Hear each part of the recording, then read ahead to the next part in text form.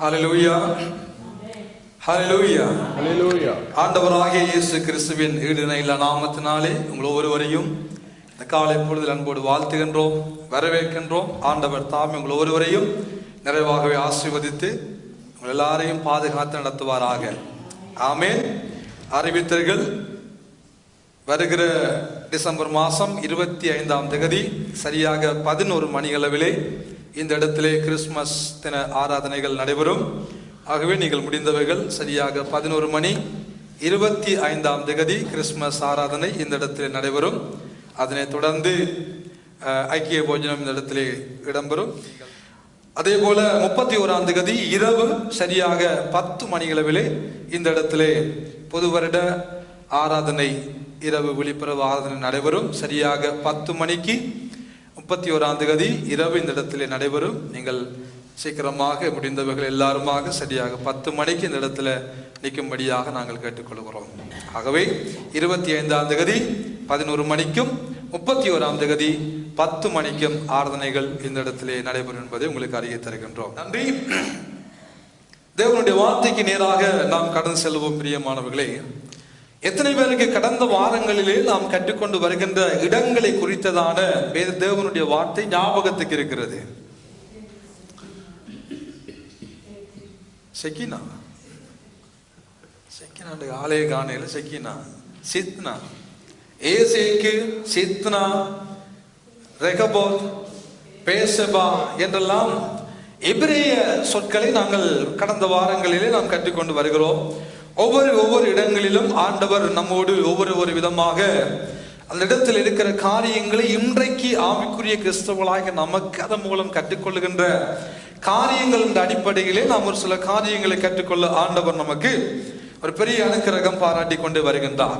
ஆகவே ஒவ்வொரு நபர்களுடைய வாழ்க்கையிலே, இங்க இருக்கிற எல்லாருடைய வாழ்க்கையிலும் ஏதாவது ஒரு இடம் நம்முடைய வாழ்க்கையில மிகவும் மறக்க முடியாத ஒரு இடமாக இருக்கும் என்பதுல சந்தேகம் இல்லை. அப்படித்தானே? ஏதாவது ஒரு இடம், நாங்கள் பிறந்த ஒரு இடம், வளர்ந்த ஒரு இடம், இப்பொழுது வாழ்ந்து கொண்டிருக்கிற இடம், அப்படி இலங்கையிலே நாம் இருந்தாலும் அந்த இலங்கையிலே நம்ம மறக்க முடியாத ஒரு இடம் நிச்சயமாக நம்முடைய வாழ்க்கையில் இருக்கத்தான் செய்யும். அப்படித்தானே? அதே போல ஆபிரகாம் என்ற மனிதனுடைய வாழ்க்கையில நாங்கள் வேதத்திலே பார்ப்போமானால் ஷெக்கேம் என்று சொல்லுகிறதான ஒரு இடம் மிக முக்கியமானதாக அந்த மனிதனுடைய வாழ்க்கையில் இருந்தது. வேதத்திலே பல ஆதாரங்களை நாம் அதற்கு சான்றாக நாம் எடுத்து வாசித்து பார்க்கலாம். பிரியமானவர்களே, பின்பு ஈசாக்குடைய வாழ்க்கையில வருகிற பொழுது ஈசாக்கு எந்த இடம் நல்ல இடமாக இருந்தது? ஈசாக்குடைய வாழ்க்கையில கடந்த பேசபாவிலே ஆண்டவர் ஈசாக்கோடு தரிசனமாகி ஈசாக்கோடு தெய்வம் பேசின இடமாக, அங்கே ஆண்டவர் திருவுளம் பற்றின இடமாக, அழகான ஒரு இடமாக அந்த பேசபா என்று சொல்லுகிறதான ஒரு இடம் அவனுடைய வாழ்க்கையிலே அங்கே காணப்படுகிறது.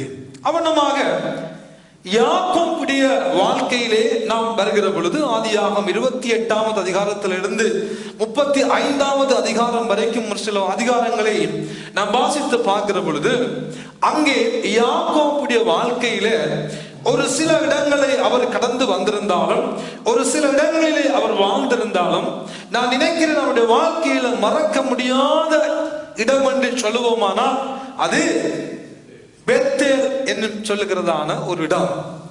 ஆகவே இன்றைக்கு அருமையான தேவனுடைய பிள்ளைகளே, அந்த பெத்தேல் என்னும் ஒரு தலைப்பில் தேவனுடைய காரியங்களை நாம் இன்றைக்கு கற்றுக்கொள்ள கர்த்தருடைய ஆவியானவர் நம் அனைவருக்கும் அனுகிரகம் பாராட்டுவாராக. பெத்தேல் என்று சொல்லுகிற பொழுது நீங்க எல்லாரும் சொல்லுவீர்கள் என்ன? யாக்கோபு கேள்விப்பட்டது, நீங்கள் கேள்விப்பட்ட விடயங்கள். யாக்கோபு பெத்தேல் என்ன செய்தார்? தேவனை தரிசித்தார். பெத்தேல் கல்லை நிமித்தி தூணாக்கி விட்டார். யா ஏறி வைக்கப்பட்ட இடம், தரிசனம் கண்ட இடம். இப்படியாக பல காரியங்களை நாம் அந்த பெத்தேலிலே காணக்கூடும். பிரியமானவர்களே, ஆகவே 28ஆம் அதிகாரம் ஆதியாகமம் 10வது வசனத்திலிருந்து சில வசனங்களை நாங்கள் வாசிக்க கேட்போம். 10வது வசனத்தை வாசியுங்கள். யாக்கோபு பெர்சபாவை விட்டு புறப்பட்டு ஆரானுக்கு போக பிரயாணம் பண்ணினார். யார் எங்கிருந்து எங்கே போக தன்னுடைய பிரயாணத்தை ஆரம்பிக்கிறார்? யாக்கோபு பெர்சபாவை விட்டு. ஈசாக்கு எங்கே இருந்தார்? பெர்சபாவிலே. இப்பொழுது பெர்சபாவை விட்டு பிரயாணம் பண்ணி ஆரானுக்கு. அவர் எந்த இடத்துக்கு போக பிரயாணம் பண்ணுகிறார்? ஆரான் என்று சொல்லுகிறதான ஒரு இடத்துக்கு போகும்படியாக யாக்கோபு தன்னுடைய பிரயாணத்தை அங்கே ஆரம்பிக்கிறார். அருமையான தேவனுடைய பிள்ளைகளே, இந்த இடத்திலே நாம் பார்க்கிற பொழுது இந்த அதிகாரத்தினுடைய ஆரம்பத்தில் யாக்கோபுடைய பெற்றோர்கள் என்ன செய்கிறார்கள்? ஈசாக்கும் ரெபேக்காவும் சொல்லுகிறார்கள். ஈசாக்கு தன் மகனாகிய யாக்கோபை கூப்பிட்டு சொல்லுகிறார், நீ கானானிய ஸ்திரீகளிடத்துல திருமணம் பண்ண வேணாமப்பா. உன்னுடைய தாயினுடைய சகோதரனாகிய லாபான் என்ற ஒருவன் பதான் அராமிலே இருக்கிறான். நீ அங்கே போய் அவனுடைய குமாரத்திகளில் ஒருத்தியை விவாகம் பண்ணுக என்று சொல்லி யாக்கோபுக்கு ஈசாக்கும் ரெபேக்காவாகிய தாயாரும் என்ன செய்கிறார்கள்? தன்னுடைய இரண்டாவது பிள்ளையை அனுப்புகிறார்கள். பெர்சபாவிலிருந்து பதான் அரானுக்கு. எங்கே போகிறான்? ஆரானுக்கு போகிறான். அருமையானவர்களை, போய்கொண்டிருக்கிற பொழுது பிரயாணத்தை ஆரம்பித்து விட்டார். இப்பொழுது போய்கொண்டிருக்கிற பொழுது சூரியன் அஸ்தமனம் ஆகிறது, இருள் அடைகிறது. அப்பொழுது அந்த மலையிலே என்ன செய்கிறார்? அந்த யாக்கோபு ஒரு கல்லை எடுத்து தன்னுடைய தலையிலே வைத்து விட்டு அது தலையணியாக அதை பாவித்து படுத்து நித்திரை கொண்டு கொள்ளுகிறார்.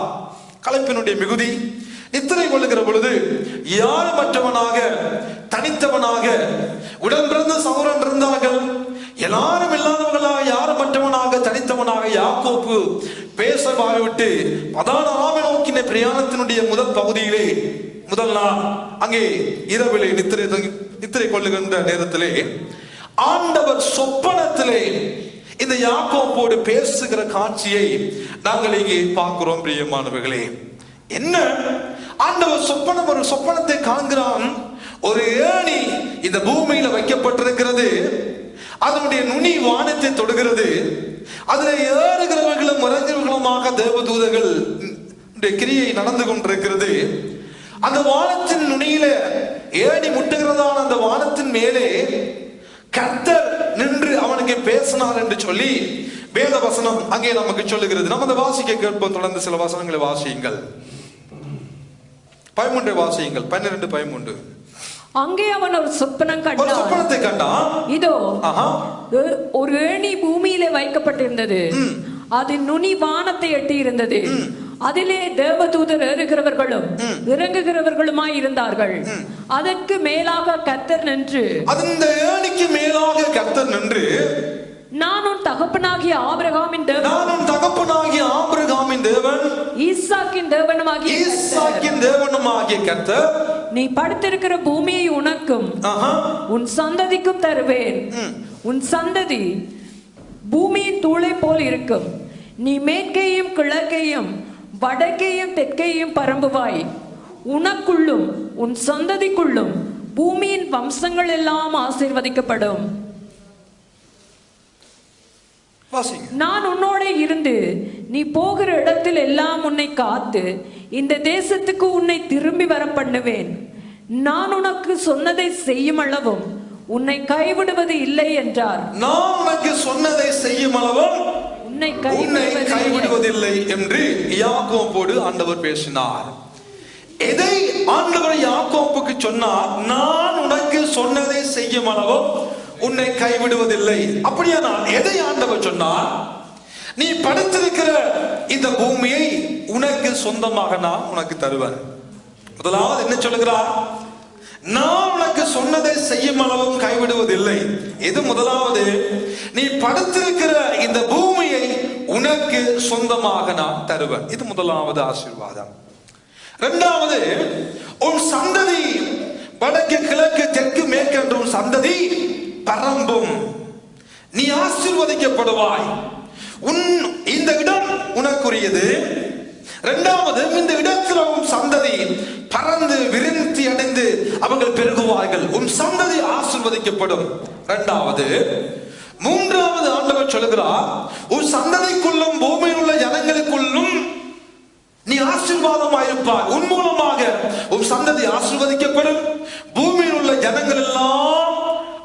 ஆசீர்வதிக்கப்படும் என்று மூன்றாவது ஆண்டவர் யாக்கோப்புக்கு சொல்லுகிறார். நாலாவது ஆண்டவர் யாக்கோப்புக்கு சொல்லுகிறார், நான் உன்னோடு கூட இருப்பேன். முதலாவது என்ன சொன்னா, இந்த இடம் அப்பா உன்னுடையதா இருக்கும், நீ படுத்திருக்கிற பூமி அது உன்னுடையதா இருக்கும். இரண்டாவது உன் சந்ததியை ஆசீர்வதிப்பேன். மூன்றாவது உன் மூலமாக இந்த தேசம் ஆசீர்வதிக்கப்படும், சந்ததி ஆசீர்வதிக்கப்படும், இந்த பூமியில் உள்ள ஜனங்கள் எல்லாம் ஆசீர்வாதமா இருப்பார்கள். நான்காவது நான் உன்னோட இருப்பேன். என்ன சொல்லுகிறார் ஆண்டவர்? நான் உன்னோட கூட இருப்பேன் என்று சொன்ன ஆண்டவர் அத்தோடு நிறுத்தி விடாமல் அடுத்ததாக சொல்லுகிறார் பாருங்கள், 15ஆம் வசனத்துல, நீ போகிற இடத்திலெல்லாம் உன்னை காப்பாற்றுவேன். நான் உன்னோடு இருக்கிறது மாத்திரமல்ல, நீ எங்கு போனாலும் நான் உன்னை காப்பாற்றுவேன். அதோடு ஆண்டவர் நிறுத்திவிடவில்லை. அடுத்த வசனத்தை பாருங்கள், கடைசியாக சொல்லுகிறார், இந்த தேசத்துக்கு உன்னை திரும்பி வர பண்ணுவேன். ஹல்லேலூயா, ஹல்லேலூயா. யாருக்கு ஆண்டவர் சொல்லுகிறார்? யாக்கோப்புக்கு சொல்லுகிறார், நான் உனக்கு சொன்னதை செய்யும் அளவும் நான் உன்னை கைவிட மாட்டேன். 6 விதமான ஆசீர்வாதங்களை யாக்கோப்புக்கு ஆண்டவர் சொல்லுகிறார். அழகான ஆசீர்வாதங்கள். பூமி என்னுடையதாக போகிறது, சந்ததி பரம்ப போகிறது, பெருக போகிறார்கள், என் மூலமாக தேசம் ஆசீர்வதிக்கப்பட போகிறது, ஜாதிகள் ஆசீர்வதிக்கப்பட போகிறார்கள், கர்த்தர் என்னோட கூட இருக்க போகிறார், அவர் மறுபடியும் என்னை திரும்பி தேசத்துக்கு கொண்டு வர போகிறார், நான் போகிற இடங்களில் எல்லாவற்றிலும் என்னோடு இருக்கிற கர்த்தர் என்னை காப்பாற்ற போகிறார் என்று சொல்லி அழகான வாக்கு தத்தங்களை ஆண்டவர் சொன்ன பின்பதாக சொல்லுகிறார், நான் உனக்கு சொன்னதை செய்யும் அளவும் உன்னை கைவிடவே மாட்டேன். இப்பொழுது இவை எல்லாவற்றையும் சொப்பனத்தில் ஆண்டவர் பேசுகிறதை பார்த்து கொண்டே யாக்கோபு இருக்கிறார். இருந்த பின்பதாக அடுத்த வசனம் சொல்லுகிறது, யாக்கோபு நித்திரை தெளிந்து விழித்த போது. இப்பொழுது கனவு கண்டு விட்டார். கனவு கண்டது அழகான கனவு. இப்பொழுது கனவு கண்டு எழும்பின உடனே யாக்கோபு என்ன செய்கிறார்? உடனே அவன் பயந்து. ஏன் பயம் வருகிறது? ஆண்டவர் இதுவரைக்கும் யாக்கோபோடு பேசவில்லை. இப்பொழுது யாக்கோபோடு முதலாக இந்த இடத்திலே ஆண்டவர் இவனோடு பேசுகிற பொழுது அவன் அந்த இடத்தை குறித்ததான ஒரு பயம் அவனுக்குள்ள வருகிறது. என்றால் வேதம் சொல்லுகிறது, அடுத்த வசனத்தை பாருங்கள், 16ஆவது வசனத்தை பாருங்கள், 17ஆம் வசனம் சொல்லுகிறது, அவன் பயந்து, இந்த ஸ்தலம் எவ்வளவு பயங்கரமாய் இருக்கிறது, இது தேவனுடைய வீடே அல்லாமல் வேறு அல்ல, இது வானத்தின் வாசல் என்றார். அருமையானவர்களே, இப்பொழுது தெய்வம் பேசிய இடத்துல யாக்கோப்புக்கு ஒரு பயம் வந்து விட்டது. தேவன் பிரச்சனைகளை, தேவன் ஆசீர்வாதங்களை கொடுத்த இடம், தெய்வம் வாக்குத்தத்தங்களை யாக்கோப்புக்கு கொடுத்த இடம். அவன் நித்திரை தனிந்து எழுந்த பொழுது ஒரு பயம் அந்த இடத்திலே வருகிறது. ஏனென்றால் தெய்வம் பேசுகிற இடம், ஏனென்றால் ஏணி வைக்கப்பட்டிருக்கிற இடம், ஏனென்றால் தேவதைகள் ஏறுகிறவர்களும் இறங்குகிறவர்களுமாக இருக்கிறார்கள், ஏனென்றால் ஏணியின் நுனியிலே கர்த்தர் இருந்து பேசுகிற இடம். ஆகவே இதுவரைக்கும் இல்லாத ஒரு அபூர்வமான அதரிசனமான ஒரு காரியத்தினை யாக்கோப்பு இந்த இடத்திலே அவன் கண்டு கொள்ளுகிறான். அது ஒரு முதல் அனுபவமாக அவனுடைய வாழ்க்கையில் இருக்கிறது. பயம் வந்து விட்டது. உடனே சொல்லுகிறான், இது என்னது? இது யாருடைய வீடு? தேவனுடைய வீடே அல்லாமல் இது வேறொன்றுமில்லை, இதுதான் தேவனுடைய வீடு என்று சொல்லி யாக்கோப்பு என்ன செய்கிறார்? லூஸ் என்று சொன்னதான இடத்திற்கு அவர் பெத்-எல் என்று பெயர் வைக்கிறார். பெத்தல் என்ற அந்த இடத்தினுடைய பழைய பெயர் என்ன? லூஸ். லூஸ் என்றால் வாதுமை தண்டு. ஆகவே அந்த லூஸ் என்பது கானானியனுடைய மொழியிலே வாதுமை தண்டு என்று குறிப்பிடப்பட்டிருக்கிறது. அந்த இடத்தினுடைய எபிரேய சொல்லாக இப்பொழுது யாக்கோப்பு ஒரு பெயரை வைக்கிறார், பெத்-எல். அது தேவனுடைய வீடு. எல் என்றால் தேவன், பெத் என்றால் வீடு, தேவனுடைய வீடு. இது தேவனுடைய வீடு. லூஸ் என்று சொல்லப்பட்ட இடம் இப்பொழுது தேவனுடைய வீடு என்று பெயர் வருகின்ற அளவுக்கு தேவன் அந்த இடத்துல இருந்து பேசி, தேவன் ஆபிரகாமுக்கு யாக்கோப்புக்கு சொப்பனத்துல பேசினபடினால் யாக்கோப்பு அந்த இடத்தினுடைய பெயரையே அப்படியே மாற்றி விடுகிறார். அழகான சம்பவம் நடக்கிறது பிரியமானவர்களே. இந்த முழு உலகத்தையுமே நீங்கள் மேலிருந்து கீழாக வடக்கு நோக்கி தெற்காகவும் கிழக்கிலிருந்து மேற்காகவும் ஒரு 2 கோட்டை நீங்கள் வருவீங்களானால் அந்த கோட்டினுடைய நடு மையத்தில் இருக்கிறது எந்த இடம்? இந்த பெத்தேல் என்று சொல்லுகிற இடம். ஏன் இஸ்ரவேல் தேசத்தை நீங்கள் எடுத்து அதையும் 2ஆக கோடு போட்டு பார்ப்பீர்களானால் அதற்கு உள்ளும் நடுவில் இருக்கிறதான இடம் அது பெத்தேல். ஆகவே பெத்தேல் என்பது தேவன் யாக்கோப்புடைய வாழ்க்கையில மறக்க முடியாத ஒரு அனுபவம், மறக்க முடியாத ஒரு சம்பவம். இப்பொழுது ஆண்டவர் அழகாத வாக்குத்தத்தங்களை கொடுத்து விட்டார். இப்பொழுது யாக்கோப்பு என்ன செய்கிறார்? ஆண்டவரை பார்த்து சொல்லுகிறார், ஆண்டவரே, நான் போகிற இடத்திலெல்லாம் நீர் என்னோடு இருப்பீரானால், எனக்கு நல்ல சாப்பாடு தருவீரானால், எனக்கு நல்ல உடுப்பு தருவீரானால், நான் போய் சமாதானத்தோடு மறுபடியும் திரும்பி வருவேனானால் நான் என்ன செய்வேன்? ஒரு கல்லை எடுத்து படுத்திருந்ததால் ஒரு கல்லை நிமித்தி ஒரு தூணாக மாற்றி அதற்கு எண்ணெய் வார்த்தை அபிஷேகம் பண்ணி சொல்லுகிறார், ஆண்டவரே, என்னோடு நீர் இருந்து எனக்கு சாப்பாடு தந்து எனக்கு உடுப்பை தந்து நான் போகிற இடமெல்லாம் என்னை பாதுகாத்து என்னை மறுபடியும் திரும்பி சமாதானத்தோட இந்த இடத்துல வர நீங்கள் செய்வீர்களானா நான் நிறுத்தின இந்த கல் உமக்கு அது வீடாகும்.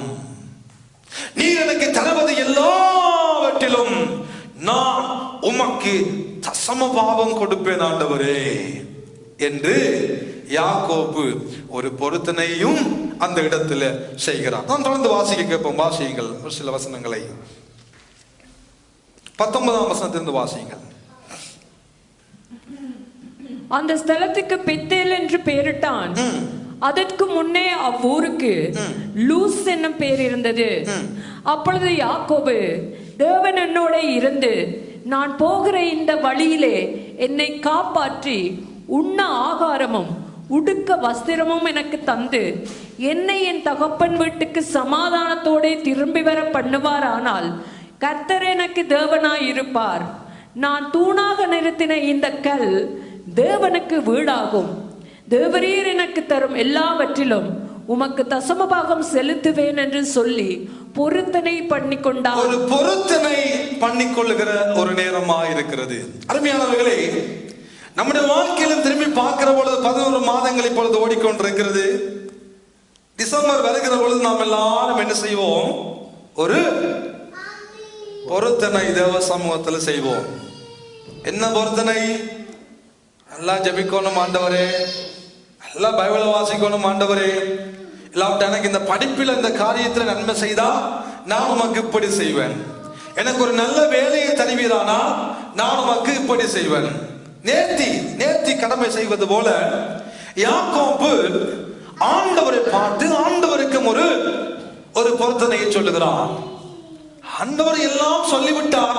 நான் உன்னை ஆசீர்வதிப்பேன், சந்ததியை பெருக பண்ணுவேன், நான் உன்னோட இருப்பேன், நீ உன்னை சமாதானமா கொண்டு வருவேன், நான் உன்னை காப்பாற்ற, எல்லாம் ஆண்டவர் சொன்ன பின்பதாகவும் இவர் போய் ஆண்டவரோட என்ன செய்கிறார்? ஒரு பொருத்தனை. என்ன செய்கிறார்? ஒரு பொருத்தனை, நல்ல பொருத்தனை வைக்கிறார். என்ன? நான் நிறுத்தின இந்த கல் உமக்கு வீடாக மாறும் ஆண்டவரே, எனக்கு நீங்க என்ன செய்யணும்? நல்ல உடுப்பு தரணும், நல்ல சாப்பாடு தரணும், நான் எல்லாம் போயிட்டு வரணும், எல்லாம் பாதுகாக்கணும், பத்திரமா என்னை கொண்டு வந்தா மட்டும்தான் நீங்க எனக்கு தேவனாயிருப்பீங்க, இல்லாவிட்டா நான் தேவனையே மாட்டி போடுவேன். அதனுடைய மீனிங் அப்படித்தான். நீங்க எனக்கு தேவனா இருக்க வேண்டுமா? எனக்கு சாப்பாடு தாங்க ஆண்டவரே. நீங்க எனக்கு தேவனா இருக்க வேண்டுமா? நல்ல உடுப்பு தாங்க ஆண்டவரே. நீங்க எனக்கு தேவனா இருக்க வேண்டுமா? என் சமாதானமா என்ன திரும்பி கொண்டு வாங்க ஆண்டவரே. நீங்க எனக்கு தேவனா இருக்க வேண்டுமா? நான் எங்க போனாலும் என்னை காப்பாற்றி என்னை கொண்டு வாங்க.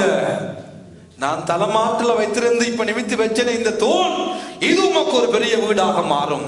நீர் எனக்கு கர்த்தராக இருப்பீர், நான் எல்லாவற்றிலும் உமக்கு தசம பாகமும் காணிக்கையும் கொடுப்பேன், எல்லாம் கொடுப்பேன். ஒரு பொருத்தனை பண்ணுகிறார். 12 என்பதாக ஐயா ஒரு மாதிரி என்ன செய்கிறார்? பாதான் அரான் சொல்லுகிறதான அந்த இடத்துக்கு தன்னுடைய பிரயாணத்தை மேற்கொள்ளுகிறார். போய் ஒரு மாதிரி தன்னுடைய தாயுடைய சகோதரனாகிய லாபானுடைய மகள் ராகேலை கண்டுவிட்டார் கிணற்றடியிலே.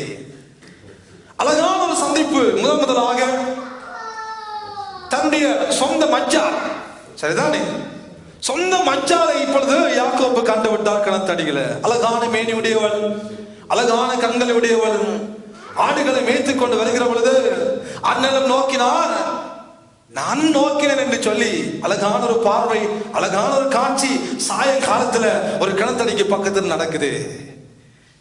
இப்பொழுது அறிமுகமாக ஒரு காட்சி நடக்கிறது. யாக்கோபு ஒரு மாதிரி ராகேலை கண்டுவிட்டா அறிமுகப்படுத்துகிறார்.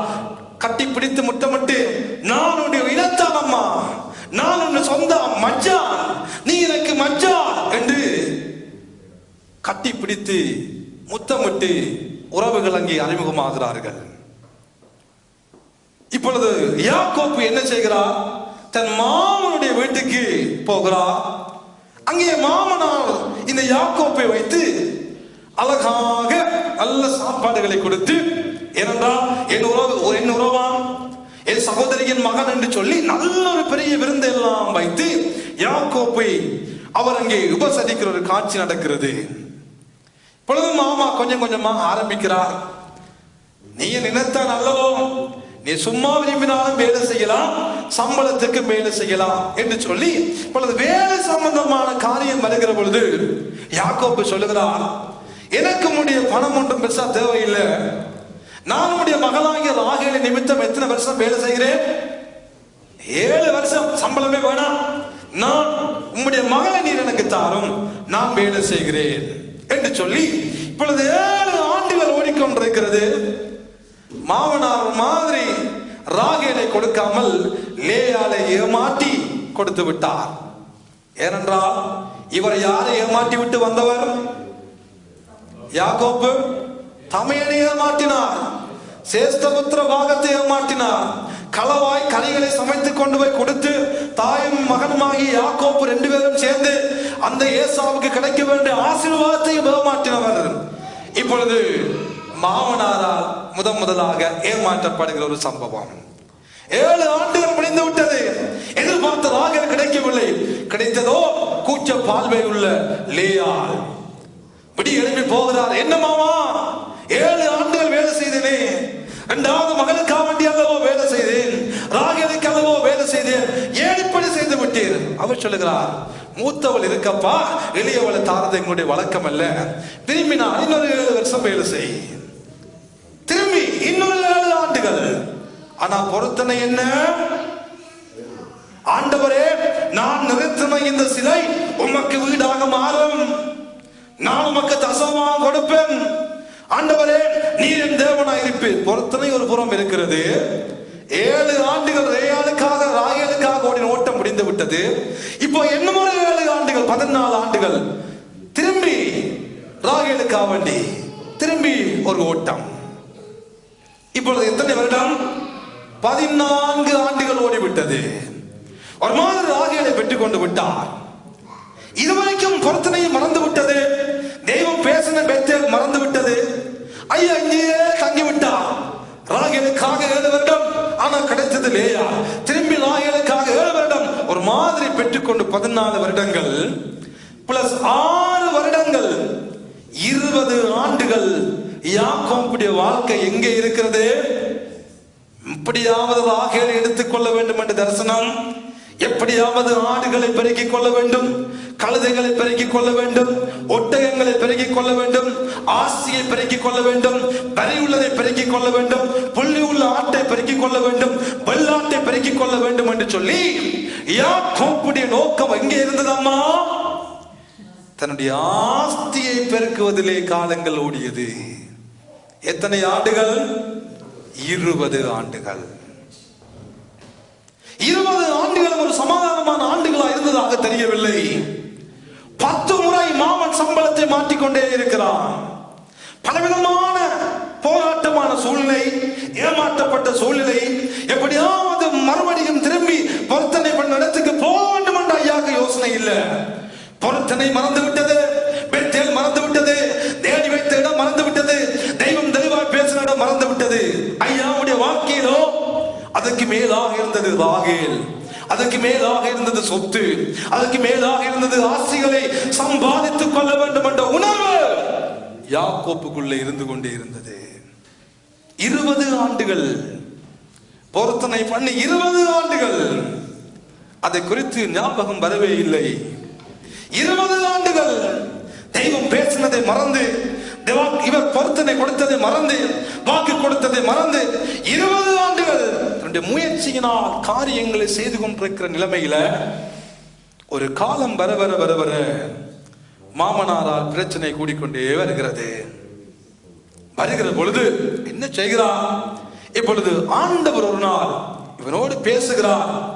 உன் இனத்துக்கு திரும்பி போப்பா, உன் நாட்டுக்கு திரும்பி போ, உன் தேசத்துக்கு திரும்பி போ என்று சொல்லி 31ஆம் அதிகாரம் ஆதியாகமம் 13ஆம் வசனத்தில் வாசித்து பார்க்கிற பொழுது இவன் லேயாளுக்கும் ராகேலுக்கும் சொல்லுகிற காட்சியை ஆண்டவர் நமக்கு அங்கு எழுதி வைத்துள்ளார். வாசிக்க கேட்போம்.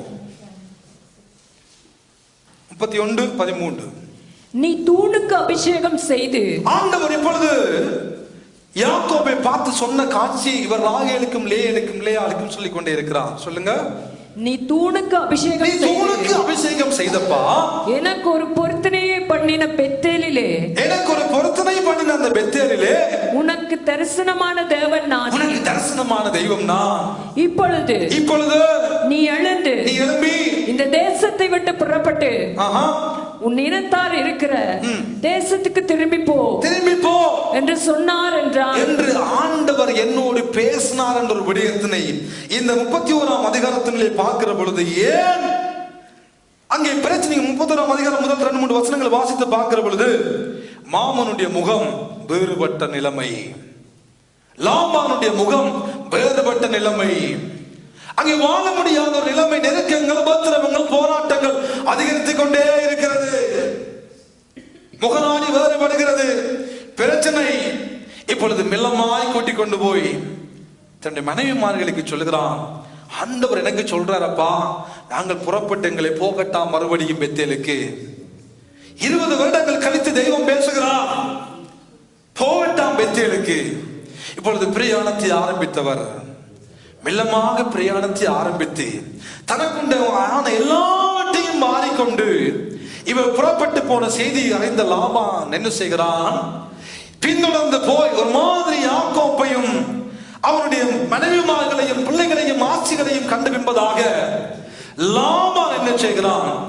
மிஸ்பா என்று சொல்லுகிறதான ஒரு இடத்துல வந்து ஒரு பெரிய பொருத்தனையை அவர்கள் உடன்படிக்கை அங்கே செய்கிறார்கள்.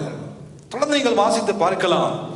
ஒரு உடன்படிக்கை செய்கிற பொழுது என்ன நடக்கிறது? அங்கே அந்த உடன்படிக்கை இவனுக்கும் மாமனுக்கும் இடையே இருந்த பகையை சமாதானமாக ஆண்டவர் முதலாவது இந்த இடத்திலே மாற்றுகிறார். முதலாவது சமாதானமான உடன்படிக்கை பண்ணப்படுகிற ஒரு இடம் மிஸ்பா. இப்பொழுது பதானராமில் இருந்து வெளிக்கிட்டு வருகிற பொழுது மிஸ்பா என்ற இடத்திலே மாமனுக்கும் மருமகனாகிய யாக்கோபுக்கும் இடையில ஒரு சமாதான உடன்படிக்கை கைச்சாத்திடப்படுகிறது. உடன்படிக்கை ஏற்படுத்துகிறார்கள். பின்பதாக மிஸ்பாவிலிருந்து புறப்பட்டவர்கள் மெல்லமாக வந்து யாக்கோபுடைய சகோதரனாகிய ஏசாவோடு ஒரு சமாதானமான உடன்படிக்கை அங்கே உண்டாக்கப்படுகிறது. ஆண்டவர் பெத்தேலுக்குள்ளே கொண்டு வருகிற பொழுது ஆண்டவர் செய்கிற காட்சியை நீங்கள் நன்றாக ஒன்றொன்றாக பாருங்கள். இவனுக்குள்ள இருந்த பகையை ஆண்டவர் இல்லாமல் ஆக்கி குடும்பத்தோட சமாதானத்தை உண்டு பண்ணுகிறார். இரண்டாவது உடம்பிறந்த சகோதரனோட சமாதானத்தை உண்டு பண்ணுகிறார். இப்பொழுது சேயீர் மலையிலே வாழ்ந்து கொண்டிருந்ததான, ஏதோமிய தேசத்திலே வாழ்ந்து கொண்டிருந்ததான மூத்த சகோதரனாகிய ஏசா வந்து இவனோடு சமாதானம் பண்ணி அவன் திரும்பி போகிற ஒரு காட்சியையும் ஆண்டவர் நமக்கு பரிசுத்த வேதாகமத்தில் எழுதி வைத்துள்ளார். அது சேயீர் என்று சொல்லுகிறதான ஒரு இடம். இப்பொழுது பதானராமில் இருந்தவர்கள், மிஸ்பாக்கு வந்தவர்கள், சேயீரிலே வந்தவர்கள் இப்பொழுது எங்கே இருக்கிறார்கள் என்றால் பெனியேல் என்னும் ஒரு இடத்தையும் அவர்கள் கடந்து வருகிறார்கள். அந்த இடத்தில் தான் தேவனோடு மனுஷனோடும் போராடி ஜெயம் பெற்றவனாய் பெயர் மாற்றப்படுகிற யாக்கோப்பு அந்த இடத்துக்கு பெனியேல் என்ற ஒரு பெயரை அங்கே சூட்டுகிறார். என்னும் ஒரு இடம் பெனியேல்.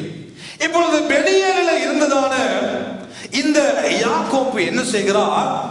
சுக்கோத் என்னும் ஒரு இடத்துக்கு கடந்து போகிறார். அதை நாம் வாசிக்க கேட்போம். வாசியுங்கள் 33ஆம் அதிகாரம் ஆதியாகமம் 17வது வசனத்தை வாசியுங்கள்.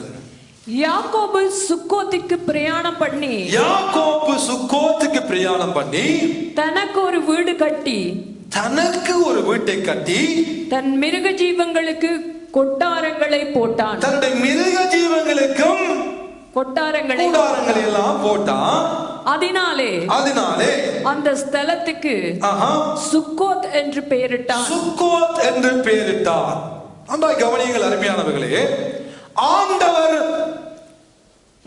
31ஆம் அதிகாரத்திலே யாக்கோப்புக்கு பேசி போக சொன்ன இடம் எது? சொல்லுங்களேன். பெத்தேலுக்கு போ, நீ தூணாக நிமித்தி, நீ ஒரு கல்லை எடுத்து எண்ணெய் ஊத்தி அந்த தூணை அபிஷேகம் பண்ணி பெத்தேலுக்கு போ ஆண்டவர் சொன்னார். ஆனால் யாக்கோப்பு எங்கே வந்திருந்தார்? சொல்லுங்களேன். எங்க கூடாரம் போட்டா? சுக்கோத்துல கூடாரம் போடும்படியாக பொருத்தனை பண்ணினாரோ, இல்லாவிட்டால் பெத்தேல வந்து ஆண்டவரே நான் நிறுத்தின இந்த கல் உமக்கு வீடாக்குவேன் என்று சொன்னாரோ? சொல்லுங்களேன். பெத்தேல கூடாரம் கட்டுவேன் என்று சொன்னார். ஆண்டவருக்கு ஒரு வீட்டை கட்டுவேன் என்று சொன்னார் பொருத்தனை. ஆனால் இப்பொழுது ஐயா வீட்டை கட்டிக்கொண்டு வாழுகிற இடம் இது சுக்கோத். வேதம் சொல்லுகிறது, சுக்கோத்துக்கு போய் தனக்கு ஒரு வீட்டை கட்டி தன் மிருகங்களுக்கும் கொட்டாரங்களை போட்டார், கூடாரங்களை போட்டார். வாழும்படியாக ஆரம்பித்து விட்டார் சுக்கோத்துல. இப்பொழுது ஒரு பிரச்சனையும் இல்லை. பெத்தேல் இருக்கிற பொழுது இருந்த பிரச்சனை இல்லை, சகோதரனோடு இருந்த பிரச்சனையும் இல்லை. அதுவும் உடன்படிக்கை பண்ணி சமாதானமாக அவர்களோடு ஒப்புரவாகி விட்டாயிட்டது. இப்பொழுது எந்த விதமான பயமும் இல்லை, எந்த விதமான பிரச்சனையும் இல்லை, எந்த விதமான காரியமும் இல்லை. அழகான ஒரு வாழ்க்கை, அழகான ஒரு பிரயாணம். இப்பொழுதும் கூட யாக்கோப்புக்கு ஞாபகம் வரவில்லை, ஐயோ நான் பொருத்தனை பண்ணினேனே என் ஆண்டவரோடு, நான் நிறுத்தின கல் உமக்கு வீடாக ஆண்டவரே என்று ஒரு பொருத்தனை பண்ணினேன். ஐயோ ஆண்டவரே நீர் எனக்கு தருவது எல்லாவற்றிலும் உமக்கு தசமமாக தருவேன் என்று ஒரு பொருத்தனை பண்ணினேன் அல்லவோ, நீர் எனக்கு தேவனாக இருப்பேன் என்றெல்லாம் பொருத்தனை பண்ணினேன் அல்லவோ. அது எல்லாமே மறந்தவராய் சுக்கோத்தினுடைய அனுபவம், சுக்கோத்திலே வருகிற ஆசீர்வாதம், சுக்கோத்திலே இருக்கிற நன்மைகள் என்று அநேகருடைய வாழ்க்கையிலே தேவனுக்கு ஜெப வீடுகளை, தேவனுக்கு நாம் செலுத்தின பொருத்தனைகளை நிறைவேற்ற முடியாத துர்ப்பாக்கிய நிலைமை நம் அனைவருடைய வாழ்க்கையிலும் இருக்கத்தான் செய்கிறது. வேதம் சொல்லுகிறது, பிரசங்கி 5ஆம் அதிகாரம் 4ஆம் வசனம், 5ஆம் வசனம், 6ஆம் வசனங்களை வாசித்து பார்க்கிற பொழுது, நானும் நீங்களும் ஆண்டவருக்கென்று ஒரு பொருத்தனையை நாம் செய்வோமானா நாம் அந்த செய்கிற பொருத்தனையை நிச்சயமாகவே நிறைவேற்ற வேண்டும் என்று ஆண்டவர் சொல்லுகிறார். வாசிக்க கேட்போம் இந்த 3 வசனங்களையும் நன்றாய் கவனியுங்கள். 5ஆம் அதிகாரம் பிரசங்கி 4, 5, 6 வசனங்கள். நீ தேவனுக்கு ஒரு பொருத்தனை பண்ணிக்கொண்டால் அதை செலுத்த தாமதிக்காதே. அவர் மூடரில் பிரியப்படுகிறது அல்ல. நீ நேர்ந்து கொண்டதை செய். நீ நேர்ந்து கொண்டதை என்ன செய்யலாம்? செய். நீ நேர்ந்து கொண்டதை செய்யாமல் போவதை பார்க்கலாம். நேர்ந்து கொள்ளாமல் இருப்பதே நலம். உன் மாம்சத்தை பாவத்துக்குள்ளாக வாய்க்கு இடம் கொடுக்காதே. அது புத்தி பிசகினால் வந்தது என்று தூதனுக்கு சொல்லாதே. தேவன் வார்த்தைகளில் கோபம் கொண்டு உன் கைகளின் கிரியைகளை அழிப்பானே. தேவ ஜனமே, 11 மாதங்களாய் நானும் நீங்களும் ஓடிக்கொண்டிருக்கிறோம். பல தடவைகளில் தேவனுக்கு என்று பொருத்தனைகளை செய்கிறோம். யாக்கோப்பு தேவனுக்கு என்று செய்தார். ஆண்டவரே என்னை சமாதானமாய் கொண்டு வந்தால் நீர் என் தேவனாய் இருப்பீர், எனக்கு சாப்பாடு தந்தால் நீர் என் தேவனாய் இருப்பீர், எனக்கு உடுப்பு தந்தால் நீர் என் தேவனாய் இருப்பீர், என்னை பாதுகாத்தால் நீர் என் தேவனாய் இருப்பீர். ஆண்டவர் சமாதானமாய் கொண்டு வருகிறார். லாபானோடு இருந்த பிரச்சனையை சமாதானமாக மாற்றுகிறார். உடம்பிருந்த சகோதரனோடு இருந்த பிரச்சனையை சமாதானமாக மாற்றுகிறார். சமாதானமாய் ஆண்டவர் கொண்டு வருகிற பொழுது யாக்கோப்புக்கு பெத்தேல் மறந்து விட்டது. அம்மா, யாக்கோப்புக்கு பெத்தேல் மறந்து விட்டது. ஆண்டவர் சொன்னார், நான் உனக்கு சொன்னதை செய்யும் அளவோ உன்னை நான் கைவிட மாட்டேன். ஆனா இவர் வைச்ச பொருத்தனை, யாக்கோப்பு வைத்த பொருத்தனை சுக்கோத்தில் நின்று விட்டது. அருமையான பெற்றோர்களே, அருமையான வாலிப சகோதர சகோதரிகளே, நம்ம ஆண்டவருக்கு புழுகுல அதைகிற செய்வேன் என்று வாக்குகளை கொடுத்து பொருத்தனையை வைக்க நம்ம பழக்கிவிடக் கூடாது. சூட்டுக்கு வேலை செய்கிறவர்களாக நாம் மாறிவிடக் கூடாது. நம்முடைய வாழ்க்கையில் அதுதான் நடக்கிறது. சந்தோஷமா இருக்கிற பொழுது நல்ல வாக்குறுதிகளை கொடுப்போம். துக்கம் வருகிற பொழுது ஏண்டா இந்த வாக்குறுதிகளை மனிதர்களுக்கு கொடுத்தோம் என்று நாம் யோசிக்கிற சந்தர்ப்பங்கள் உண்டு. அதே போல நம்முடைய ஆண்டவரையும் அந்த நிலைமைக்கு நாம் கொண்டு வந்து விடக்கூடாது. அது பயங்கரமானது. ஆண்டவர் சொல்லுகிறார், புத்தி பிசகினால் நான் செய்து போட்ட ஆண்டவரே என்று தூதனுக்கு முன் சொல்லாத. அவருக்கு மேல கோபம் கொண்டு உன் கைகளை கிரியைகளை ஏன் அழிக்க வேண்டும்? நீ நேர்த்தியை பண்ணிட்டு பொருத்தனையை பண்ணிவிட்டு இதை செய்வேன் ஆண்டவரே, உபவாசிப்பேன் ஆண்டவரே, ஜெபிப்பேன் ஆண்டவரே, ஆலயத்துக்கு போவேன் ஆண்டவரே, அப்படி ஊழியம் செய்வேன் ஆண்டவரே, இப்படி ஊழியம் செய்வேன் ஆண்டவரே என்றெல்லாம் பொருத்தனை பண்ணிவிட்டு செய்யாமல் இருப்பதை பார்க்கலாம். நாம் ஒன்றும் சொல்லாம செய்யாம இருப்பதே ஆண்டோட பார்வையில் அது பிரீதியா இருக்கிறது. ஆண்டவர் சொன்னதை நம்முடைய வாழ்க்கையில செய்து கொண்டே போனார். ஒரு குறைவும் வைக்கவில்லை. நல்ல சாப்பாடு கொடுத்தா, நல்ல பாதுகாப்பை கொடுத்தா, நல்ல உணவு கொடுத்தா, உடுக்க உடை கொடுத்தா, எல்லாவற்றிலும் ஆசீர்வதித்தார். சமாதானமாய் கூட கொண்டு வந்தார். ஆனா சேயிரை தாண்டி வருகிற பொழுது, மிஸ்பாவை தாண்டி வந்தா நல்லது, சேயிரை வந்தா சேயிரிலிருந்து ஏதோமிலிருந்து மூத்த சகோதரன் உடன்படிக்கை பண்ணினா நல்லது, பெனியேலை கடந்து வந்தா நல்லது. என்னமா சுக்கோத்தில் நிற்க வேண்டும்? சுக்கோத் அல்ல நம்முடைய வாழ்க்கை. சுக்கோத் அல்ல தேவன் நம்மோடு பேசின இடம். சுக்கோத் அல்ல நாம் நீங்களும் செல்ல வேண்டிய இடம். சுக்கோத்தில் ஐயா இந்த வாழ்க்கை தனக்கென்று கூடாரம், மிருக ஜீவங்களுக்கு கூடாரம், எல்லாத்துக்கும் கூடாரங்களை போட்டு அங்கே ஐயா இருந்து விட்டார். இப்ப காலம் போகுது. என்ன செய்கிறார்? கொஞ்சம் எழும்பி ஷெக்கேம் இடத்துக்கு அருகான ஒரு இடத்துல போய் அழகாக அதற்கு எதிராக இன்னும் கூடாரங்களை போட்டு அந்த இடத்திலே யாக்கோபு தங்கிவிட்டார். ஆனால் நடந்தது என்ன? யாக்கோபுடைய மகளின் நிமித்தமாக அந்த ஷெக்கேம் ஊரார் அனைவரும் கொல்லப்படுகிற ஒரு துர்ப்பாக்கிய நிலைமை நடந்தது. 34ஆம் அதிகாரத்திலே வாசிக்க பார்ப்போம். ஒரு சில வசனங்களை வாசியுங்கள். 34:1. லேயாள் யாக்கோபுக்கு பெற்ற குமாரத்தியாகிய தீனாள் தேசத்து பெண்களை பார்க்க புறப்பட்டாள். தேசத்து பெண்களை பார்க்க புறப்பட்டாள்.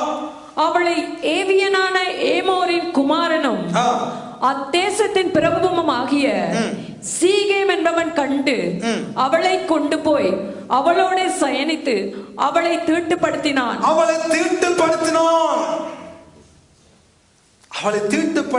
ஒரே ஒரு பொம்பளை பிள்ளை யாக்கோப்பு. சேக்கேம் என்று சொல்லுகிறதான அந்த இடத்தில் இருந்த பெண்களை பார்க்க இவனுடைய ஒரே குமாரத்தி புறப்பட்டு போகிறாள். சுத்தி பார்க்க போகிறாள். அங்கு இருக்கிறவர்களை பார்க்க புறப்பட்டு சுத்தி பார்க்க போகிறாள். நடந்தது என்ன? அந்த ஊர் மனிதனாகிய சேக்கேமால் பிடிக்கப்பட்டு பலவந்தம் பண்ணப்பட்டு தீட்டுப்படுத்தப்பட்ட ஒரு நிலைமைக்கு யாக்கோபுடைய மகள் வந்ததற்கு யார் காரணம்? யாக்கோபு. யாக்கோபுடைய மகளுடைய பாவத்துக்கு, யாக்கோபுடைய மகள் இப்படிப்பட்ட ஒரு கேவலமான நிலைமைக்கு தள்ளப்பட்டதுக்கு காரணமே யாக்கோபு. யாக்கோபோடு பேசுற தெய்வத்தை மறந்தான்.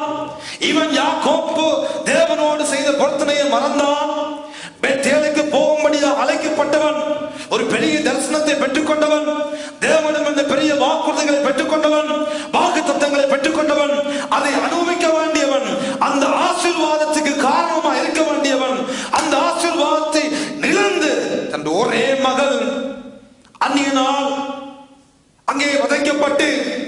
எடுக்கப்பட்ட ஒரு துர்பாக்கிய நிலைமைக்கு இவனும் தள்ளப்பட்டதற்கு முழு காரணமுமே யாக்கோபின் மேல்தான் நான் சொல்லுவேன். ஆண்டவர் தீனாளோடு பேசவில்லை, ஆண்டவர் யாக்கோபின் மனைவிமாரோடு பேசவில்லை, ஆண்டவர் யாக்கோபின் பிள்ளைகளோடு பேசவில்லை. ஆண்டவர் தெளிவாய் பேசியது யாக்கோபோடு. தனித்துறவனாய் நின்ற பொழுது பிள்ளைகள் அல்ல, மனைவிமார் அல்ல, ஒரு கல்லை எடுத்து தலைகள் வைத்து தனி ஒருவனாய் அந்த லூஸ் என்ற இடத்துல படுத்திருந்த பொழுது இவனோடு ஆண்டவர் தெளிவாய் பேசினார். பதானாமல் இருக்கிற பொழுதும் சொன்னார், திரும்பி பெத்தேலுக்கு போ, தெளிவாய் பேசினார். சுக்கோத்துல என்னம்மா உனக்கு வேலை? சுக்கோத்துல உனக்கு என்னையா வேலை? ஏன் செக்கேமில வேலை? நீ போக வேண்டிய செக்கேம் அல்ல, நீ இருக்க வேண்டியது சுக்கோத் அல்ல, நீ வாழ வேண்டியது பெனியல் அல்ல, நீ வாழ வேண்டியது மிஸ்பா அல்ல, நீ வாழ வேண்டியது சேயீர் மலை தேசம் அல்ல, நீ போக வேண்டியது பெத்தேல். அநேகருடைய வாழ்க்கையில குடும்பங்கள் இன்றைக்கு பிளவுபடுவதற்கு, பிள்ளைகள் சீரழிஞ்சு போவதற்கு காரணமே பெற்றோர் செய்கிற பிழை. பகிரங்கமாக சொல்ல முடியும். அநேக தடவைகளில் பிள்ளைகள் அப்படி செய்கிறது, பிள்ளை அப்படி செய்கிறது, பிள்ளை அப்படி செய்கிறது. நோ, அநேக பிள்ளைகளுக்கு காரணம் பெற்றோர். பெத்தேலுக்கு கூட்டிட்டு போங்கப்பா. பிரச்சனை வருதா? பெத்தேல் என்றால் என்ன? இன்றைய காலத்தில் பெத்தேல் என்று சொல்வது எது? தேவனுடைய வீடு. இதுதான் ஜெப வீடு, இதுதான் தேவனுடைய வீடு. பிரச்சனை வருகிறதா? போராட்டம் வருகிறதா? பெத்தேலை நோக்கி ஓடு. பெத்தேலுக்கு போகாத எந்த குடும்பமும் தப்பிக்க முடியாது. ஆண்டவர் சொல்லுகிறார், சபை கூடியவர்களை விட்டு விடாம இரு, விட்டு விடாத. நாளானது சமீபித்து வருகிறது, எவனமாய் பார்க்கிறீர்களோ அவனமாய் புத்திய சொல்லு என்று வேதம் சொல்லுகிறது. அன்றைக்கு அநேக குடும்பங்களில் பிளவு என்ன தெரியுமா? பிரச்சனை என்ன தெரியுமா? பெத்தேலுக்கு போக விருப்பம் இல்லை. ஏதாவது ஒரு பிரச்சனை அந்த சபையில இருக்கும். அந்த சபைக்கு போக விருப்பம் இல்லை, ஐயாக்கு விருப்பம் இல்லை, அம்மனிக்கு விருப்பம் இல்லை, பிள்ளைக்கு விருப்பம் இல்லை, நமக்கு எல்லாருக்கும் சமாதானம் இல்லை என்று வீட்டில் இருக்கிற அநேகருடைய குடும்பங்களுடைய வாழ்க்கையில இதுதான் நடக்கிறது. பிள்ளை ஒரு பக்கம், தகப்பன் ஒரு பக்கம், தாய் ஒரு பக்கம், இங்கால் ஒரு பேரியன், அங்கால் ஒரு பேரியன், பிள்ளை ஒரு பேரியன். என்னமா வாழ்க்கை இது? அநேக தேவனுடைய குடும்பங்கள், தேவனுடைய பிள்ளைகளுடைய வாழ்க்கையிலும் இது நடக்கிறது. இது நடக்கிறது. பிள்ளை பெற்றோரோடு போகாது, பெற்றோர் பிள்ளையோடு போக மாட்டேனும், தனித்தனியே போனா இதுதான் நடக்கும். அம்மாவோடு சுத்தி பார்க்க போயிருக்கலாம், அப்பாவோடு சுத்தி பார்க்க போயிருக்கலாம். 12 பேர் இருந்தவர்கள் ஒரு அன்னையாவது ஒரு சகோதரனையாவது கூட்டிக் கொண்டு போக மனசில்ல. தனிய அந்த தேசத்து பொம்பளையில பார்க்க புறப்பட்டு போனா இதுதான் நடக்கும். இதுதான் நடக்கும். பேரியன் போங்க, குடும்பமா சேர்ந்து போங்க, உங்களுக்கு ஆசீர்வாதம், உங்களுக்கும் பாதுகாப்பு. பிள்ளைகள் பெற்றோடு போங்க, பெற்றோர் பிள்ளையோடு போங்க, அது நல்லது. அதை பழகிக் கொள்ள வேண்டும் நம்முடைய வாழ்க்கையில.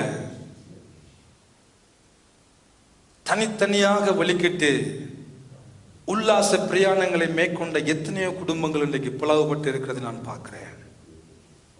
கிறிஸ்தவ குடும்பங்கள், ஆவிக்குரிய குடும்பங்கள், அந்நிய வாசனை பேசக்கூடிய குடும்பங்கள், ஊழியம் செய்த குடும்பங்கள் இன்னைக்கு பிளவுபட்டதுக்கு காரணம் தீனாலே போல தனித்தனியா சுத்தி பார்க்க போனா இதுதான் நடக்கும். தேவையா? பெத்தேலுக்கு போயிருந்த பிரச்சனை இல்லையம்மா, பெத்தேலுக்குள்ள போயிருந்த பிரச்சனை இல்லை. பெரிய பிளவு சேயீரில் இருந்த எல்லா ஆண் மக்களுக்கும் லேவியும் சிமியோனும் வெட்டி கொண்டு விட்டார்கள். இப்பொழுது யாக்கோபு பதைபதைக்கிறார். வாசியுங்கள் 34ஆம் அதிகாரம். நான் காண்பித்து கொடுக்க விரும்புகிறேன். கடைசியாக 2 வசனங்களை வாசியுங்கள். அப்பொழுது யாக்கோபு சிமியோனையும் லேவியையும் பார்த்து இந்த தேசத்தில் குடியிருக்கிற கானானியர் இடத்திலும் பெரிசியர் இடத்திலும் என் வாசனையை நீங்கள் கெடுத்ததினாலே என்னை கலகம் பண்ணி விட்டீர்கள். நான் கொஞ்ச ஜனம் உள்ளவன், அவர்கள் எனக்கு விரோதமாக விரோதமாக எழும்பி வந்தால் நானும் என் குடும்பமும் அழியும்படி என்னை வெட்டி போடுவார்களே என்றார். அதற்கு அவர்கள் எங்கள் சகோதரியை அவர்கள் ஒரு வேசி வேசியை போல நடத்தலாமோ? எங்க சகோதரி அவர்கள் வேசியை போல நடத்துவதற்கு நாங்க விட்டுட்டு பார்த்து கொண்டிருக்க வேண்டுமா? தகப்பன் சொல்லுகிறார், நாங்க கொஞ்சம் பேரப்பா, அவங்க எல்லாம் பெரிய ஜனங்கள், அவங்களுக்கு முன்னுக்கு எங்களால் ஒன்றும் முடியாது, அவங்க எங்களை விட்டு போகிறார்கள், எங்களை கொல்ல போகிறார்கள். பயம்,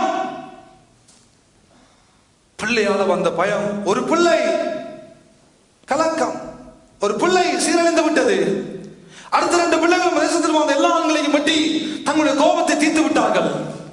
இப்பொழுது யாக்கோப்புக்கு சுக்கோத்தில் இருக்க முடியாத நிலைமை.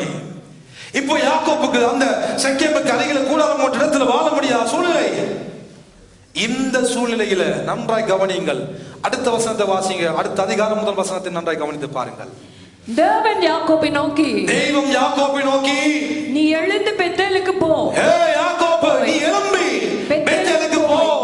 அங்கே குடியிருந்து நீ உன் சகோதரனாகிய ஏசாவின் முகத்துக்கு விலகி ஓடி போகிற போது உனக்கு தரிசனமான தேவனுக்கு அங்கே ஒரு பலிபீடத்தை உண்டாக்கு.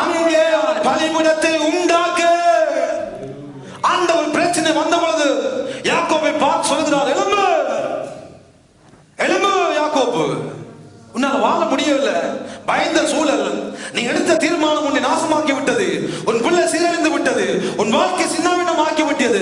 ஆனால் நீ செய்ய வேண்டியது ஒரே ஒரு காரியம், எழும்பு பெத்தேலுக்கு போ. எழும்பு பெத்தேலுக்கு போ. பெத்தேல் என்று ஆண்டவர் பெயர் வைக்கவில்லை. நன்றாய் கவனித்து பாருங்கள். பெத்தேல் என்று யாக்கோபு தான் பெயர் வைத்தான். அதன் உண்மையான பெயர் லூஸ். ஆண்டவர் சொல்லவில்லை எழும்பி லூசுக்கு போன்னு சொல்லவில்லை. ஆண்டவர் சொல்லுகிறார், இவன் வைத்த பெயரை மறுபடியும் இவனுக்கு ஞாபகப்படுத்துகிறார். நீ எழும்பி பெத்தேலுக்கு போ. நீதான் பேர வைத்த தேவனுடைய வீடு என்று சொல்லி, நீதான் பேர வைத்தது தேவனுடைய வீடு, இது வானத்தின் வாசல், தேவனுடைய வீடு எல்லாம் வேற ஒன்றுமல்ல. நீதான் பேர வைத்த. ஒருவேளை நீ வைத்த பொருத்தனை மறந்திருக்கலாம் யாக்கோப்பு, நீ எனக்கு செய்த பொருத்தனை நீ மறந்திருக்கலாம், நீ வைத்த பேரை நீ மறந்திருக்கலாம், நீ எங்க போக வேண்டும் என்ற நோக்கத்தை மறந்திருக்கலாம். இப்ப நான் சொல்றேன், எல்லா பக்கமும் உனக்கு பிரச்சனை, நீ போக வேண்டிய ஒரே இடம் பெத்தேல். பெத்தேல், வேற எந்த இடமும் இல்லையம்மா நீ உன்னை காப்பாற்றிக் கொள்ள, வேற எந்த இடமும் இல்லை நீ தப்பித்து ஓடி புகுந்து உன்னை தப்பித்துக் கொள்ள. நீ போக வேண்டிய ஒரே இடம் பெத்தேல்.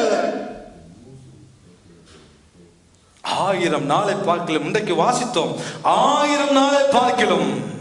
உம்முடைய ஆலயத்துக்கு செல்லும் ஒரே நாள் நல்லது. ஆகாமிய கூடாரங்களில் வாசமாய் இருப்பதை பார்க்கலாம். ஆண்டவரே, உம்முடைய தேவனுடைய ஆலயத்தின் வாசற்படியில காத்திருப்பதை நாடுவன். வாசற்படியில காத்திருந்தாலே போதும். ஆலயத்துக்குள்ள எனக்கு வர தகுதி இல்லாட்டி பரவாயில்ல ஆண்டவரே, அந்த வாசல்ல படியில நான் இருப்பதையே நான் நாடுவேன். தேவன் நமக்கு சொல்லுகிற காரியம் அதுதான். அன்பு சகோதரன் பார்த்திவனுக்காக ஆண்டவருக்கு துதிக்கிறேன். இரவுவாக வேலை செய்துவிட்டு ஒரு கொஞ்சம் கூட நித்திர கொள்ளாமல் அப்படியே தேவ சமூகத்துக்கு பெத்தேலுக்கு வருகிற உங்களை ஆண்டவர் நிறைவாக ஆசீர்வதிப்பார், நிறைவாக ஆசீர்வதிப்பார். தேவ சமூகத்தை தேடி வருகிற பிள்ளைகளை ஆண்டவர் ஆசீர்வதிக்காமல் விட்டது இல்லை. சத்தியம் பிரியமானவர்களே, தெய்வம் இந்த பூமியில் இருந்த பொழுது ஆண்டவராக இயேசு ஆலயத்துக்கு சென்றார். தெய்வத்துக்கு ஒரு ஆலயம் தேவைப்பட்டது. திருத்துவத்தில் ஒரு நபராக இருந்த ஆண்டவர், திரியேக தெய்வம் இந்த பூமியில மனிதனாக வாழ்ந்த பொழுது அவர் ஆலயத்துக்கு செல்வதானால் அவரை விட நானும் நீங்களும் பெரியாக்கள் ஆகிவிடக் கூடுமோ? இயேசுவுக்கு ஒரு தேவ ஆலயம் தேவைப்படுமானால் நானும் நீங்களும் தேவனுடைய பெத்தேல் இல்லாமல் வாழ்ந்துவிடக் கூடுமோ? பிரச்சனை வருகிற பொழுது, போராட்டங்கள் வருகிற பொழுது, உபத்திரவங்கள் வருகிற பொழுது நீங்கள் நாட வேண்டிய ஒரே இடம் தேவ சமூகம். அதை விட்டு வேறு எங்கு போனவர்கள் நிம்மதியாக வாழ்ந்தது வரலாறு இல்லை, சமாதானமாய் வாழ்ந்தது வரலாறு இல்லை. தேவ சமூகத்தை தேடி, தேவனை தேடி தேவ ஆலயத்துக்கு போகிற ஒருவனையும் ஆண்டவர் புறம்பே தள்ளியது வரலாறு இல்லை. நம்முடைய வாழ்க்கையில் அதை அபியாசப்படுத்தி பழகிக் கொள்ள வேண்டும். எந்த நேரமும் பிரச்சனை கூட கூட நாம் நாட வேண்டியது பெத்தேலா இருக்க வேண்டும். பிரச்சனை கூட கூட நாம் நாட வேண்டியது பெத்தேலா இருக்க வேண்டும். இப்பொழுது ஆண்டவர் தெளிவாய் பேசிவிட்டார். எழும்பு யாக்கோபு, நீ செய்த வேலையால் உன் மகள் சீராமாக்கி விட்டாள், உன் மகள் சீரழிந்து விட்டாள். எழும்பு, எழும்பு. எவ்வளவு நாளைக்கு சுக்கோர், எவ்வளவு நாளைக்கு மிஸ்பா, எவ்வளவு நாளைக்கு வெளியே, எவ்வளவு நாளைக்கு முடிய குந்தி குந்தி வாழ போற? ஓடு, பெத்தேலுக்கு போ. தெளிவாய் ஆண்டவர் பேசுகிறார். நீ போக வேண்டிய இடம் யாக்கோப்பு, பெத்தேல். யாக்கோப்பு என்ன செய்கிறார்? வாசித்து பாருங்கள் அடுத்த வசனத்தை. அப்பொழுது யாக்கோபு தன் வீட்டாரையும் தன்னோட கூட இருந்த மற்ற அனைவரையும், தன்னோடு கூட இருந்த எல்லாரையும் நோக்கி, உங்களிடத்தில் இருக்கிற அந்நிய தெய்வங்களை விலக்கி போட்டு, உங்களிடத்தில் இருக்கிற அந்நிய தெய்வங்களை விலக்கி போட்டு உங்களை சுத்தம் பண்ணி கொண்டு, சுத்திகரித்து உங்கள் வஸ்திரங்களை மாற்று. தேவ ஜனமே, கண்டவாட்டுக்கு பெத்தலுக்குள்ள நம்ம வருவோமானால் அதுவும் நமக்கு ஆபத்தாகத்தான் இருக்கும். தேவனுடைய ஆலயம், தெய்வம் தங்கி வாசம் பண்ணுகிற சமூகம், இடம். தேவனுடைய பிள்ளைகளாகி நானும் நீங்களும் தேவனையே தேடி சமூகத்துக்குள் நாம் கடந்து வருகிறோமே தவிர வேறு எந்த ஒரு பிரதிபலனையும் எதிர்பார்த்து நாம் தேவ சமூகத்துக்கு வருவது இல்லை. ஏனென்றால் இது தேவனுடைய வீடு, ஏனென்றால் இது கர்த்தருடைய வீடு. சபைக்கு தலையானவர் இயேசு கிறிஸ்து. அவரை பார்க்கும்படியாக அல்லவோ நானும் நீங்களும் தேவ சமூகத்துக்குள்ளே வருகிறோம். சாதாரண ஒரு மனிதர்களோடு எங்களுக்கு ஒரு அப்பாயின்மெண்ட் இருக்குமானால் எவ்வளவு தூரம் நம்மை அழகுபடுத்த கூடுமோ அவ்வளவு தூரம் நம்மை அழகுபடுத்தி, எவ்வளவு தூரம் வாசனை திரவியங்களை பூசி நாம் அவர்கள் நம்மை கவர்ந்து கொள்ளுகிற அளவுக்கு நாம் நம்மை மாற்றிக்கொண்டு போகிறோமோ, அதைவிட மேலாக தேவ சமூகத்துக்கு வருகிற பொழுது, பெத்தேலுக்குள்ள வர முன்பதாக யாக்கோப்பு என்ன செய்கிறார்? எல்லாரையும் கூப்பிட்டு, தன் வீட்டாரை கூப்பிட்டு, தன் சுற்றியுள்ளவர்களை கூப்பிட்டு, தன்னோடு இருக்கிறவர்களை கூப்பிட்டு சொல்லுகிறார், உங்களுக்கு உள்ளே ஏதாவது தேவையில்லாத தெய்வம் அருவருக்கிற விக்கிரகங்கள் இருக்குமானால் அவை எல்லாவற்றையும் கலைந்து விடுங்கள். இரண்டாவது, உங்களுக்கு உள்ளே ஏதாவது அசுசிகள் இருக்குமானால் அவற்றையும் விட்டு விடுங்கள். மூன்றாவது, உங்கள் வஸ்திரங்களை மாற்றுங்கள். எங்கே? பெத்தேலுக்கு போக முன்பதாக ஆண்டவர் சொல்லிவிட்டார், நீ பெத்தேலுக்கு போ என்று சொல்லி, உனக்கு தரிசனமான தெய்வத்துக்கு பலிபீடத்தை கட்டு என்று ஆண்டவர் சொல்லிவிட்டார். வேறு ஒன்றும் ஆண்டவர் சொல்லவில்லை. யாக்கோபே, உன்னோடு இருக்கிறவர்கள் சுத்திகரித்துக் கொள்ள, உடுப்பு மாட்டு, உன்னோடு இருக்கிறவர்கள் கொண்டு வந்ததான அந்த பதானாமிலிருந்து கொண்டு வந்ததான தேவையில்லாத விக்கிரகங்கள் எல்லாம் மறைந்து விடு ஆண்டவர் சொல்லவில்லை. யாக்கோபு தன்னுடைய ஜனங்களுக்கு சொல்லுகிறார். யாக்கோபு பேசுகிறார். யாக்கோபு தன்னோடு இருந்தவர்களை பரிசுத்தப்படுத்துகிறார். யாக்கோபு தன் குடும்பத்தை பரிசுத்தப்படுத்துகிறார். அருமையான தேவனுடைய பிள்ளைகளே, ஒவ்வொரு பெற்றோர்மாரும், ஒவ்வொரு தாய்மாரும், தகப்பன்மாரும் உங்கள் வீடுகளுக்கு நல்ல யாக்கோப்புகளாய் முதலாவது எழும்புங்க. இதை பிள்ளைகளுக்கு நாம் கற்றுக் கொடுக்கும்படியாக தேவன் நம்மை ஏற்படுத்தி வைத்திருக்கிறார். ஆலயத்துக்கு கண்ட மாட்டுக்கு நாம் போய்விட்டு, இது டிஸ்கோ கிளப் அல்ல, இது சும்மா பொழுதுபோக்குற இடம் அல்ல, சாப்பிட்டு போட்டு சந்தோஷமா 4 பேரை பார்த்து பிரசவம் சொல்லி போட்டு போற இடம் அல்ல, ஒரு பங்கன் மறை கொடுப்புகளை போட்டு கிளுகள் ஆடி போட்டு போகிற இடம் அல்ல. ஒரு ஆண்டு விழா இருக்கட்டும், ஒரு கிறிஸ்துமஸ் இருக்கட்டும், ஒரு நியூ இயர் இருக்கட்டும், அந்த நேரங்களில் வந்து ஒரு பொழுதுபோக்காக மாற்றுகிற ஒரு பொழுதுபோக்கு ஸ்தாபனம் அல்ல சபை. யாக்கோப்புகளாகிய பெற்றோர் செய்ய வேண்டிய கடமை என்ன? நம்முடைய பிள்ளைகளுக்கு சொல்ல வேண்டும், நாம் தேவ சமூகத்துக்கு போக போகிறோம், நாம் பெத்தேலுக்கு போக போகிறோம், நம்ம ஆண்டவருக்கு ஆராதனை செய்ய போக போகிறோம், நாம் தெய்வத்தை தொழுது கொள்ள போக போகிறோம். அது பக்தி உள்ள ஒரு இடம், அது பரிசுத்தம் உள்ள ஒரு இடம், அது பயபக்திக்குரியவர் வந்து வாசம் பண்ணுகிற இடம். அசுசிகளோடு உள்ளுக்கு நுழையாதபடி உங்களை பார்த்துக் கொள்ளுங்க. அசுசிகளோடு வந்து நீங்கள் விரும்பினதை செய்கிற இடம் இது அல்ல. உங்கள் ஆசைகளை நிறைவேற்றுகிற இடம் இது அல்ல. உங்கள் உணர்வுகளை பிரதிபலிக்கிற இடம் இது அல்ல. உங்கள் விருப்பங்களை நிறைவேற்றுகிற இடம் தேவனுடைய சமூகம் அல்ல. பெற்றோர்மார் யாக்கோப்புகளாய் மாறி உங்களையும் உங்களை சுற்றியுள்ளவர்களையும் தேவ சமூகத்துக்குள்ள பெத்தேலுக்குள்ள கொண்டு வரும் என்பதாக உங்களை தற்பரிசோதனை செய்து பாருங்கள், பழகுங்கள். நம்முடைய வீரத்தை காண்பிக்கும்படியாக, நான் யார் என்று நிரூபிக்கும்படியாக, நம்ம நம்முடைய காரியங்களை நம்முடைய சுயத்தின் மாம்சத்துல எதையும் செய்யலாம்னு நினைத்துக்கொண்டு தேவ சமூகத்துக்குள்ள வந்துவிடக் கூடாது. 28ஆம் அதிகாரத்தில் ஏணி வைத்த பொழுது தூதர்கள் விழுந்த பொழுது, ஏணிக்கு மேல தெய்வம் என்று பேசிய பொழுது யாக்கோபு சொல்லுகிறான், அவன் பயந்தான் என்று வேதம் சொல்லுகிறது. இது தெய்வம் வாசம் பண்ணுகிற இடம். பயந்தான், அவனுக்குள்ள ஒரு தெய்வ பயம் வந்தது. இப்பொழுது அந்த பயம் ஞாபகப்படுத்துகிறது. அவன் பயந்தான், அந்த இடத்துல வாழ பயந்தான், அந்த இடத்துல நிற்க பயந்தான். இப்ப அந்த பயத்துல என்ன செய்கிறான்?